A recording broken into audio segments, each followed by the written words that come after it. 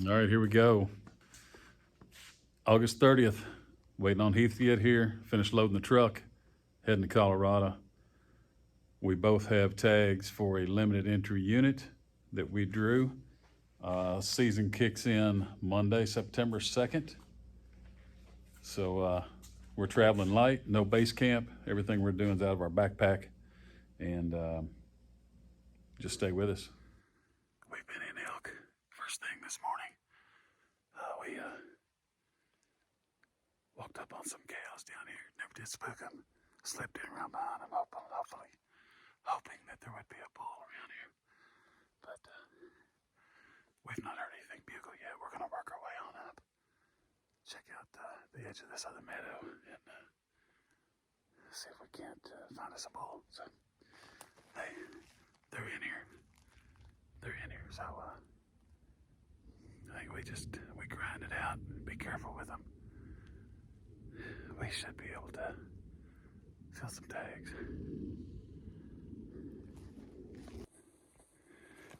Right here, we got a lot of tracks that move along here. Up into this meadow right here. You can see here. So there's a lot of foot traffic up in there. So we're gonna get set up in here and we're just gonna do some soft calling. We're just gonna hang out, see what works through this area.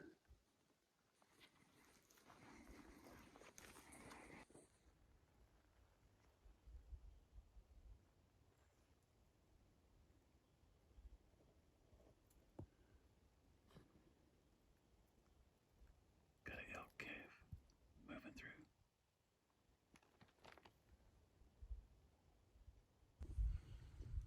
All right, set in here for the afternoon.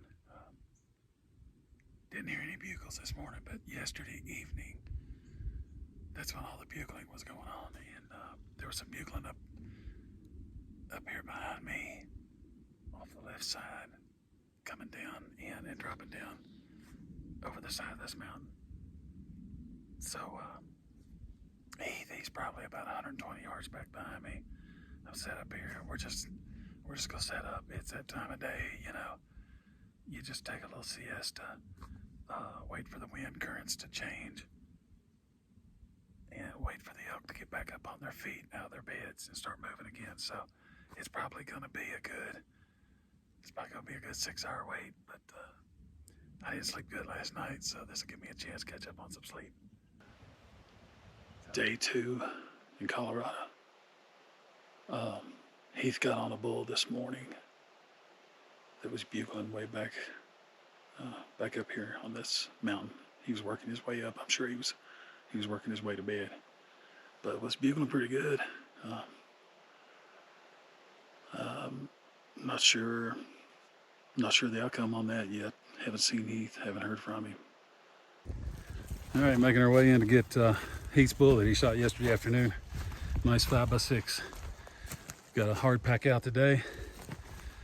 Get back in here probably tomorrow afternoon and get set up to fill my tag. Hey, y'all keep watching. Thanks for watching the harvest. I'm gonna get off here before I break my neck. Okay, as you can figure out by now, I was not with Heath when he killed his bull, and Heath did not get the kill on camera either. But we went up the next morning, made the hike in to about 11,500 feet up this mountain to go retrieve his elk and get this thing packed out. We did debone it before we started the pack out. It was about 2 miles from where he killed it back to camp, and then we had another 2 miles from camp down to the truck. So just the two of us packed his elk out in one trip. Now we took the next day and a half actually at a hotel, getting some rest, getting some good food before going back in. From what you see here on out is after we get back close to camp and me trying to fill my tag. We were just getting ready to drop over and get back down here into camp, and we just had a giant bull come across in front of us. And he wasn't spooked. Of course, I didn't have my bow with me. It's here at camp. So we're gonna grab my bow. We're gonna make a move. We're gonna try to drop up in behind where that bull's at and see if we can call him back to us. I mean, he's easily over 300 inches. He's big. All right, we got down to camp and I grabbed my bow. We got everything ready and we're making a move on this bull we saw. I mean, he is a stud, biggest bull I've ever seen in Colorado. So, man, just hope we can get him to play. I'm way up on the upwind side of, the downwind side of Heath. Because I think if this bull comes in, he's gonna try to hook around and where he can win where that call's coming from. So hopefully I can intercept him before he gets down around that far. So that's the plan. We'll see if it works. Heath just heard two bugles, opposite directions of each other. I'm gonna move forward up here, see if we can get one of these bulls in, get a shot.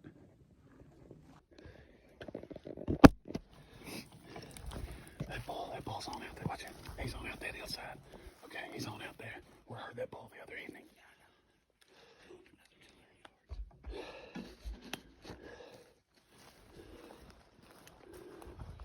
We gotta go right past camp again. There's camp over there.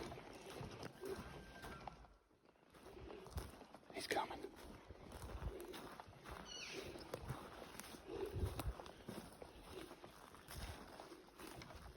We got a good one right here.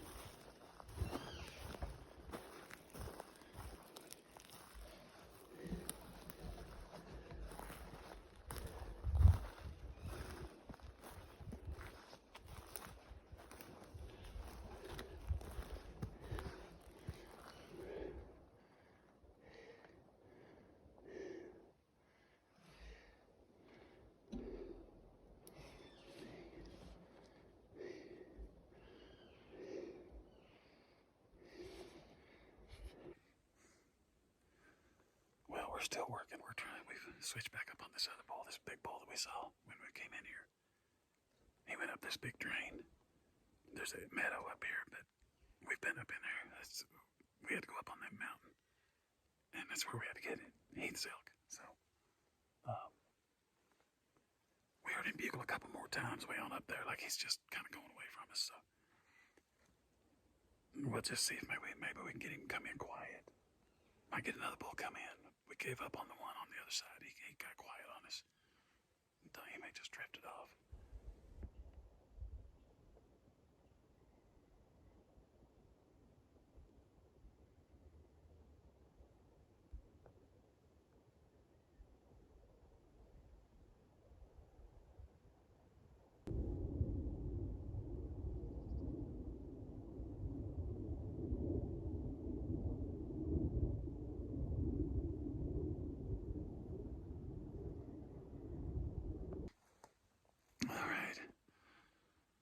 Today's Saturday. It's September 7th. We've only heard like one bugle this morning, way off in the distance. Sometimes they don't bugle till like mid-morning, though. They start moving these cows back up the mountain. But Heath and I were working our way up this big flat. Gonna work around the top side of this meadow. We're gonna do some steel hunting, just like I steel hunt back in Kentucky for whitetail. So just easing around real slow, calling every now and then. Take 5 to 10 steps, stop and watch for 5 minutes, see if we pick up any movement. Today, I think, now we saw a big bull coming in here yesterday as we were coming into camp, but we may never see that bull again. You just never know. They cover so much ground, but I'm starting to get tired and get run down a little bit, so I think if I get a chance at a big cow or any other bull, I think I'm gonna take that shot as long as I've got a good ethical shot, and because I really want that meat to take back home. But I'm just afraid, we keep going on day by day. We're just gonna get more tired. It's tough. It's hard to hang in here and physically. And when you got a pack an elk out and you got to pack camp out also. You got to make 2 trips. So that's something we got to think about. Because we're 2 miles back in and it's steep getting in here. So anyway, wish us luck. Hang with us.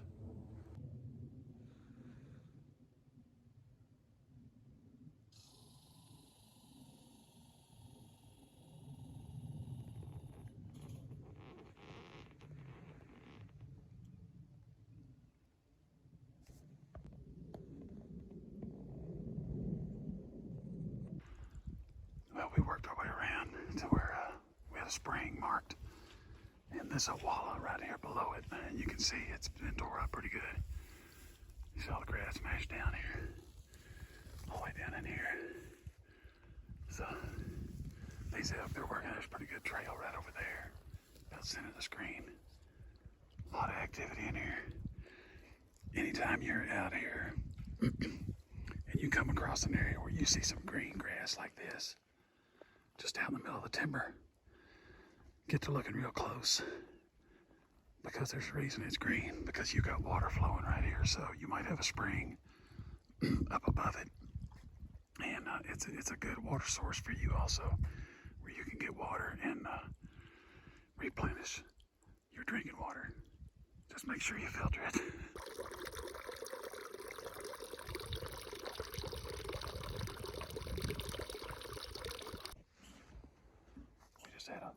We just had a bull scream back at us.